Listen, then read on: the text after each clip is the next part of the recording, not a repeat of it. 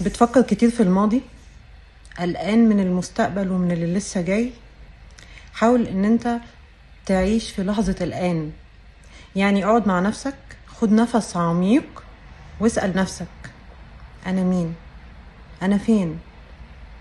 انا اسمي كذا، وانا سني كذا، وانا فات من حياتي قد كده، وانا عملت فيهم ايه، وانا لسه محتاج اعمل ايه.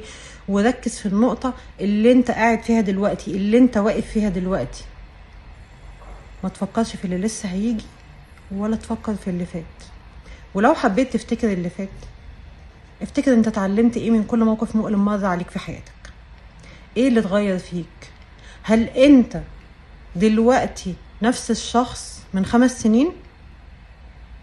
محتاج تعمل ايه عشان تبقى انت الشخص اللي انت رسمه في خيالك بعد 5 سنين؟